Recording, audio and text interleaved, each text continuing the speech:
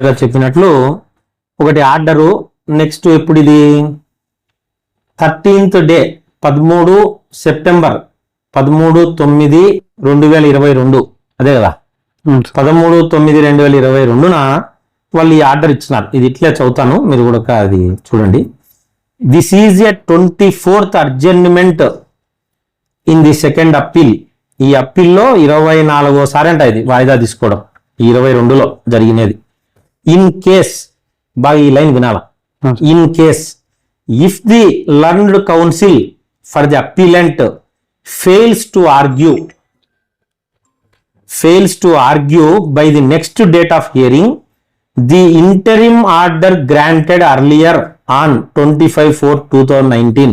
ఇంతకుముందు ఏదైతే earlier 25/4/2019 లో ఒకటి ఇచ్చినారని చెప్పినాను, రిస్ట్రెయిన్ చేయమని చెప్పి, in IA number 2 of 2019 shall stand vacated without reference to any orders from the court అని ఇచ్చినారు.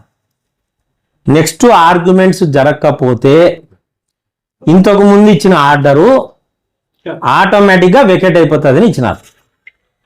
తరువాత ఆర్డర్స్ జరిగినది జరగంది తెలడం ఇది ఉండేది.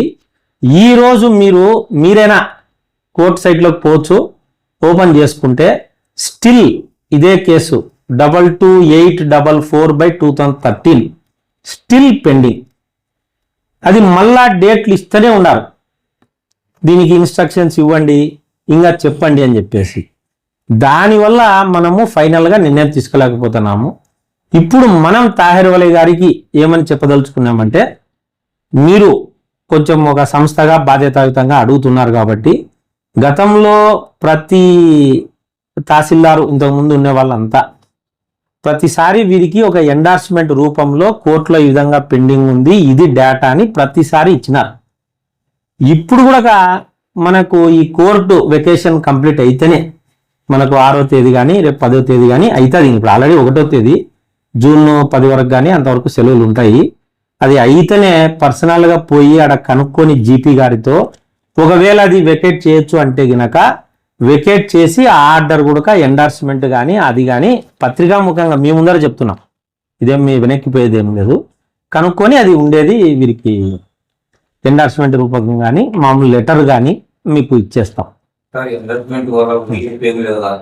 అట్లా కాదు అంటే నేను చెప్పేది, దాంట్లో మీరు స్టే వెకేట్ అయిపోయింది చర్య తీసుకోవచ్చు అని మాకు అక్కడ కోర్టు నుంచి తెలిస్తే అది చర్య తీసుకోవాల్సింది మేమే. కాబట్టి మీరు అన్నట్లు ఏం ఉపయోగం అంటే ఎండార్స్మెంట్ కాగితం రూపంలో వదిలేసేయండి, యాక్షన్లో కూడా మనం ఏదన్నా కానీ ఎండార్స్మెంట్ ఇచ్చి దానికి అదే విధంగా అబైడ్ అవుతాం. కాబట్టి ఇంత కోర్టు వెకేషన్ అయితేనే మనకు ఫైనలైజ్ చేసేదానికి అవకాశం ఉంటుంది. ఈరోజు పూర్తిగా నేను అన్ని చదువుకొని మీ ముందరికి వచ్చి చెప్తాను. ఓకే సార్, ఒక్క నిమిషము. 2006లో గవర్నమెంట్ వేసినటువంటి కేసులో జడ్జిమెంట్ వచ్చింది. జడ్జిమెంట్ ఏమని వచ్చింది అంటే ఆమె ఫేవర్గా వచ్చిందా, ప్రభుత్వానికి ఫేవర్గా వచ్చిందా? నేను ఇందాక చెప్పినా కదా, ఏది 2006లో వాళ్ళకు డిస్కార్డ్ చేశారు కదా, వాళ్ళ యొక్క ప్లియాను కొట్టేసినారు లేదని చెప్పినారు కదా. ఏది పబ్లిక్ అవసరాలు ఎక్కువ అనేది కోర్టు ఆర్డర్ వచ్చిందని మీడియా ముఖ్యంగా చెప్తే కదా. సరే, 18లో వచ్చిన ఆర్డర్ కూడా అట్లే ఉంది, దానికి అనుబంధంగానే వచ్చింది. ఈ రెండు వచ్చిన తర్వాత ఆర్డీఓ గారు మొత్తం రద్దు చేసినట్లు ఇచ్చారు. 2013లో పాస్బుక్ రద్దు చేయమన్నారు. అవును, పాస్బుక్లు రద్దు చేయమన్నారు. 13లో ఇచ్చారు. 13లో ఆమెకి రద్దు చేయమన్నప్పుడు 19లో ఆమె ఎట్లా తీసుకునింది? మీ సేవ ద్వారా ఆన్లైన్లో తీసుకునింది. ఆమె ఎట్లా తీసుకునింది? కోర్టు ఆర్డర్స్ రద్దు చేయమని ఆర్డీఓ గారు ఆర్డర్స్ ఇచ్చినప్పుడు ఆమె ఎట్లా తీసుకోగలిగింది?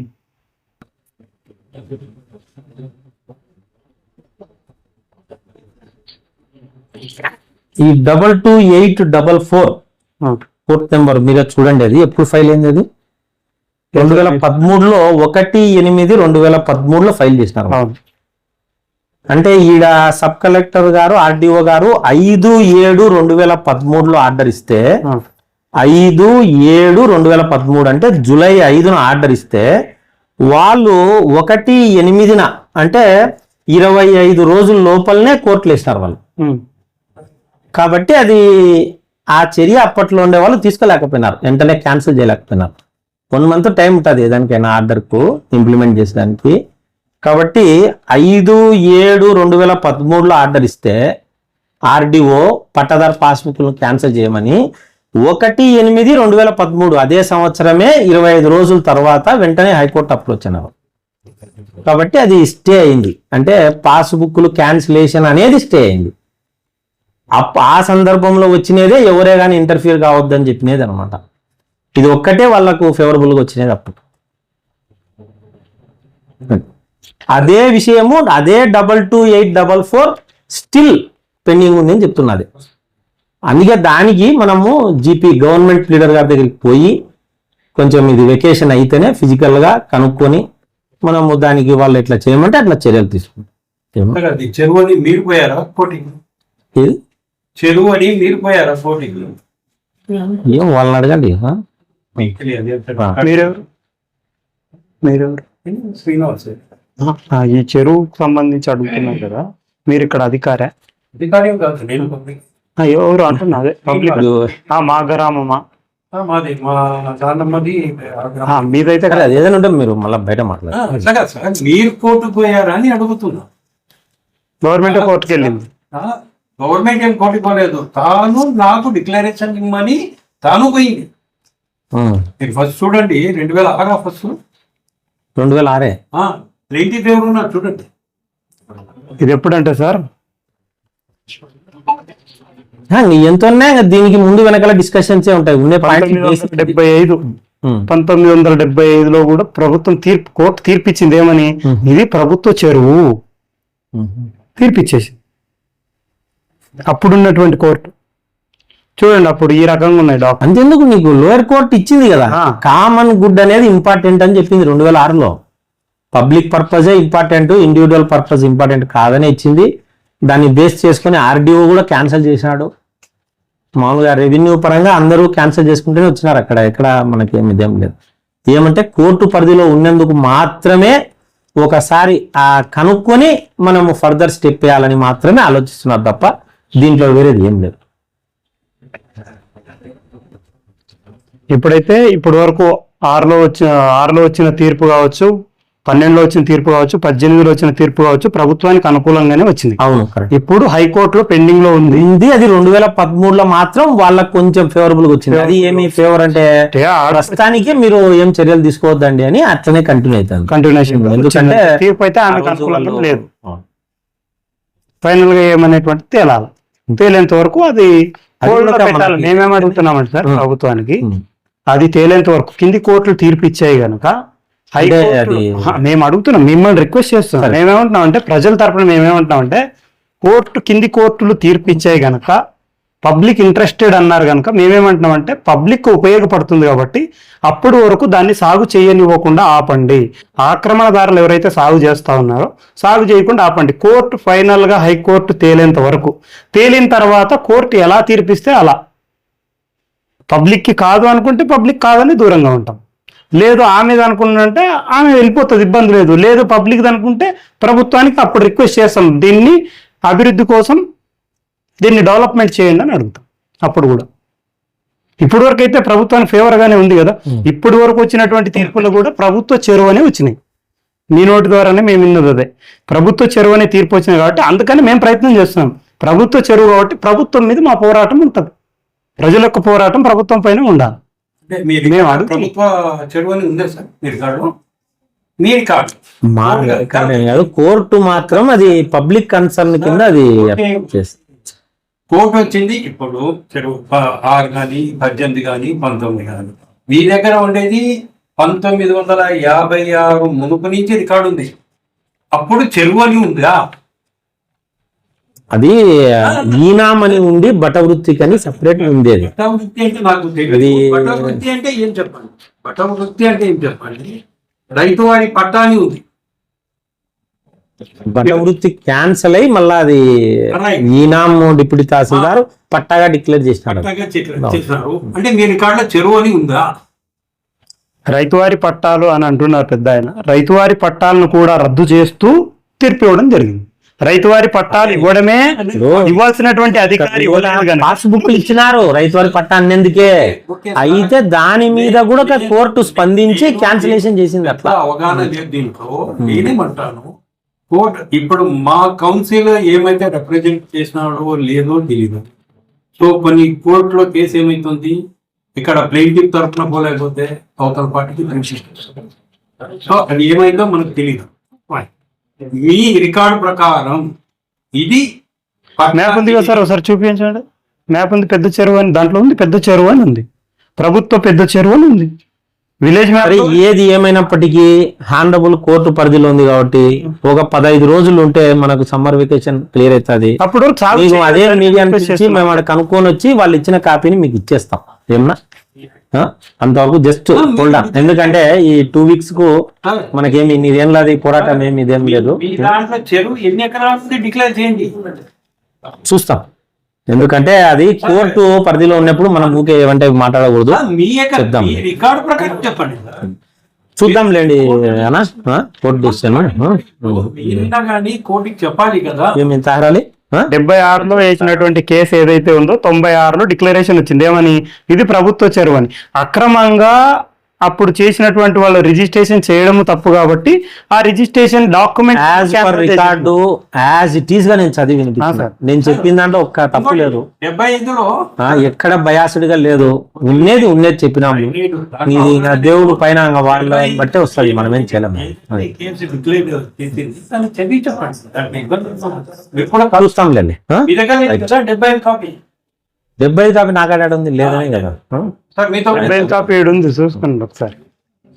అని చెప్పేసి ఇచ్చింది. సర్లేనా కొంచెం వేరే వచ్చేసి 67 నుండి ఇది ప్రభుత్వ చెరువుని 67, 71, తర్వాత వచ్చేసి 73, 74, 75, 76లో కూడా ప్రభుత్వ చెరువుని తీర్పిచ్చింది. 96లో కూడా తీర్పిచ్చింది. 99లో తీర్పిచ్చింది. ఈ తీర్పుల్ని దాచిపెట్టి అక్రమంగా రిజిస్ట్రేషన్ చేసుకున్నారు కనుక ఇంకా వాళ్ళు కోర్టుకి వెళ్ళగలుగుతున్నారు. అందుకని ప్రభుత్వానికి మేము విజ్ఞప్తి చేసేది ఒకటే, వాళ్ళు అక్రమంగా రిజిస్ట్రేషన్ చేసుకున్నారు కనుక ఈ ఆధారాలన్నీ తీసుకుని వెళ్ళి ఇది ప్రభుత్వం చెరువు ప్రజలకు అవసరం కాబట్టి అవసరం రీత్యా స్వాధీనం చేసుకోండి అని రిక్వెస్ట్ చేస్తున్నాం అంతే. ఇప్పుడు అక్రమ భూస్వామి మాకేమి శత్రువు కాదు, మిత్రువు కాదు. మేమేమడుతున్నాం, పబ్లిక్కి ఉపయోగపడుతుంది కనుక ఇది ప్రభుత్వ చెరువు. ఆనవాళ్ళు ఉన్నాయి, ఆనకట్ట ఉంది, దానికి చెరువు అనేటువంటి తూము ఉంది, విలేజ్ మ్యాప్లో పెద్ద చెరువు అని ఉంది. కాబట్టి కింది కోర్టులు తీర్పిచ్చాయి కాబట్టి మేము అడుగుతున్నాం. పెద్ద చెరువు అని చెప్పి తీర్పిచ్చింది కనుక మేము అడుగుతున్నాం. Thank you.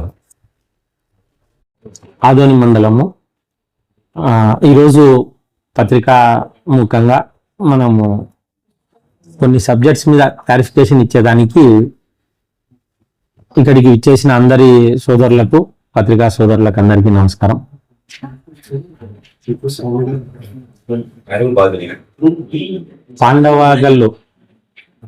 పాండవగల్లుకు సంబంధించి చెరువు సంబంధంగా గత కొద్ది రోజుల నుంచి మనకు మీడియా ద్వారా కానీ గౌరవ ఎమ్మెల్యే గారి ద్వారా కానీ తాహెర్ వలి అని చెప్పేసి దానికి సంబంధించి ఒక ఉద్యమం చేస్తూ ఉన్నటువంటి వ్యక్తి, ఆయన దానికి పోరాడుతూ ఉన్నారు. దాని గురించి కానీ ఇంకా అవతల పార్టీ అంటే దీంట్లో ఎవరైతే మనకు నాది అని చెప్పి అవతల వాళ్ళు కంటెస్ట్ చేస్తుంటారు కదా, వాళ్ళు కానీ వీళ్ళందరికీ సంబంధించి మనం కొంచెం క్లారిఫికేషన్ ఇవ్వదలుచుకున్నాము. బేసికల్గా 135 అనే సర్వే నెంబరు మనకు ఈ గ్రామానికి ఆర్ఎస్ఆర్ లేదు, పాండవగల్ గ్రామానికి ఫెయిర్ అడంగల్ ఉంది అనమాట. ఆ ఫెయిర్ అడంగల్ అంటే అప్పట్లో కొన్ని క్షోత్రియం విలేజెస్ అని ఉన్నాయి, దాంట్లోకి ఆర్ఎస్ఆర్ లేకుండా ఈ ఫెయిర్ అడంగల్సే చలామణి అవుతున్నాయి అనమాట. దీని ప్రకారం అది మొదటగా ఈనాం డ్రైగా ఉంది, ఒక రకమైనటువంటి ఈనాం. అది బేసికల్గా ఏదైతే చెరువు అని చెప్పేసి మనం ఫైట్ చేస్తున్నాము. ఈ దీంట్లో 20 ఎకరాల 42 సెంట్ల గురించి మేజర్గా ఇష్యూ చెరువు అని చెప్పేసి. అది గతంలో మనకున్నే గజెట్ ప్రకారం అయితేమి, పాత రికార్డుల ప్రకారం అయితేమి బట వృత్తి అని ఉందన్నమాట. బట BHATA బట వృత్తి. ఆ వృత్తికి సంబంధించి కేటాయించినారు.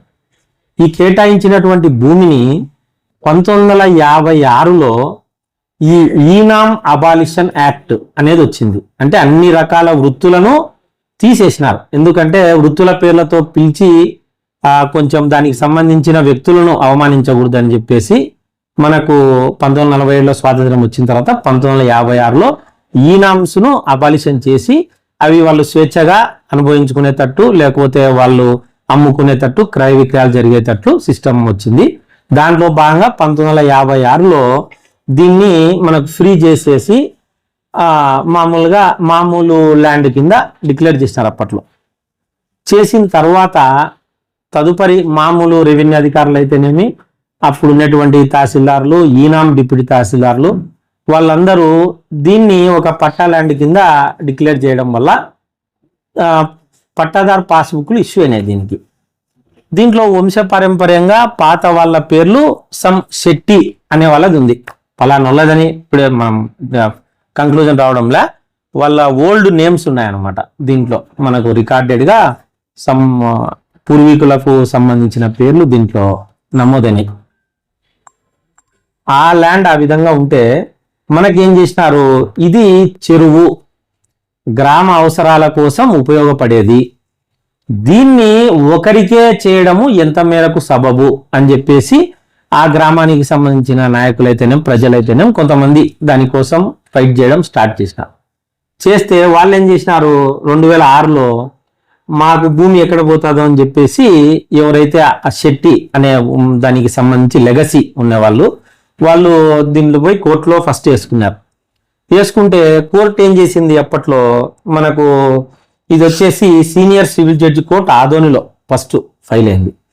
ఫైల్ అయితే కోర్టులో అప్పుడు ఉన్నటువంటి జడ్జి గారు కానీ లాయర్లు కానీ public interest important individual interest కంటే, అంటే ఒక వ్యక్తి కంటే కూడా మనకు ప్రజలకు అందరికీ కామన్గా ఉపయోగపడేది ఇంపార్టెంట్ అనే ఉద్దేశంతో ఏం చేసినారు, వీళ్ళ ఇండివిజువల్ కాంటెస్ట్ను అంటే మీకు ఇచ్చిన పాస్బుక్లను రద్దు చేయాలా, అది ప్రజలకు ఉపయోగపడాలా అని చెప్పేసి డిక్లేర్ చేసినారు వాళ్ళు కోర్టులో, లోయర్ కోర్టులో. దానివల్ల ఏం చేసినారు వాళ్ళు, వెంటనే మళ్ళీ మనకు అప్పీల్ సూట్ అని చెప్పేసి 2012లో honourable second additional district judge కోర్టులో ఆ జోన్లోనే ఫైల్ చేసినారు. ఏమని, ఇట్లా చెప్తే ఎట్లా, మేము ఇన్ని రోజుల నుంచి ఈనాం డ్రై నుంచి మా పూర్వీకులకు పాస్బుక్లు ఇచ్చినారు, ఒరిజినల్ పట్టా ల్యాండ్గా ఉంది, అప్పుడుండే రెవెన్యూ అథారిటీసే ఇచ్చినారు, మరి ఇది మేము బటవృత్తి నుంచి తీసుకున్నాము, మరి మాకు ఇది ఎట్లా క్యాన్సిల్ చేస్తారని చెప్పి వాళ్ళు కోర్టుకు పోవడం జరిగింది. కోర్టుకు పోతే మన సెకండ్ అడిషనల్ డిస్ట్రిక్ట్ జడ్జి అనమాట టెంపరీ ఇంజెక్షన్ కొరకు పోయినారు వాళ్ళు. పోతే దాన్ని కన్సిడర్ చేయకపోతే నెక్స్ట్ సివిల్ రివిజన్ పిటిషన్ అని చెప్పేసి అదే దాంట్లోనే 227 కాన్స్టిట్యూషన్ ఆఫ్ ఇండియా కింద మళ్ళీ అప్లై చేసినారు. చేస్తే అప్పుడు వాళ్లకు కొంత రిలీఫ్ దొరికింది. ఎవరు నేను చెప్పేది, పట్టదారు పాస్బుక్ పొందిన వాళ్ళకు, గ్రామ ప్రజలకు కాకుండా. Temporary injunction restraining the respondents అంటే ఇట్లా అందరూ తహసీల్దార్ కానీ రెవెన్యూ అథారిటీస్ కానీ అదర్ పబ్లిక్ కానీ దాని జోలికి పోవద్దండి అని అప్పుడు మనకు ఒక ఆర్డర్ అనేది వీళ్ళకు రావడం జరిగింది. దాని మీద మళ్ళీ వీళ్ళు హైకోర్టుకు పోవడం జరిగింది. 2284422013 ప్రకారం అమ్మడి హైకోర్టుకు పోతే ఈ మీన్ టైంలో ఏం చేసినారంటే కొంచెం ఈ పోరాటం ఎక్కువ చేయడం వల్ల అప్పుడు ఉండేటువంటి ఆర్డీఓ గారు పట్టాదారు పాస్బుక్లను క్యాన్సిల్ చేయమని ఆర్డర్ ఇచ్చినారు. పట్టాదారు పాస్బుక్లను ఇచ్చినటువంటి పట్టాదారు పాస్బుక్లను క్యాన్సిల్ చేయమని ఇచ్చినారు 2013లో. ఇచ్చింటే దాని మీద మళ్ళీ వాళ్ళు హైకోర్టుకు పోయినారు. ఎందుకంటే మాకు ఏ విధంగా అన్యాయం చేస్తారు, 20 ఎకరాల భూమి వేసుకుంటున్నామని చెప్పేసి. ఇంకా అక్కడి నుంచి మనకు కంటిన్యూగా కోర్టులోనే ఉంది, రిపీటెడ్గా రిప్రజెంటేషన్స్ వస్తున్నాయి. మనము కౌంటర్ ఫైల్ చేసినాము. గతంలో పనిచేసినటువంటి తహసీల్దార్లు 2022లో 23లో మనకు వాళ్ళ పేర్లు చెప్పడం బాగుండదు. గతంలో పనిచేసిన తహసీల్దార్లు కొంచెం శాయశక్తుల ప్రయత్నం చేసి ఆ కోర్టు ఆర్డరు మనకు ఫేవర్గా వచ్చేటట్లు ప్రయత్నం చేసినారు, కౌంటర్ వేసినారు, అన్ని వేసినారు. అయితే అది ఇంకా స్టిల్ పెండింగ్ ఉంది. దీంట్లో మనకు ఏమని ఉందంటే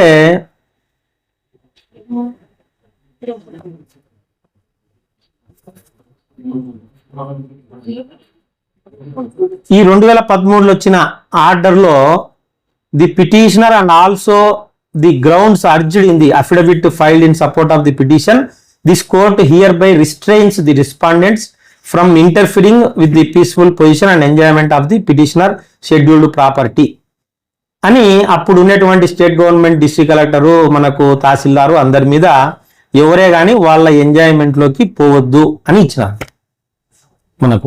ఎప్పుడు ఇచ్చినారు సార్ అది? ఇది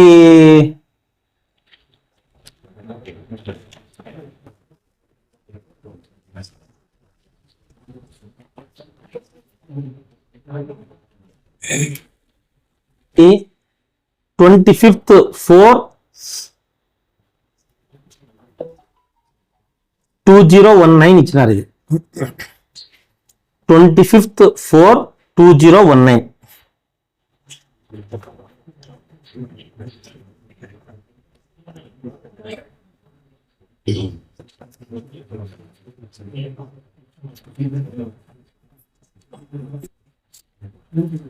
ఇరవై 25/4/2019 ఇచ్చినారు.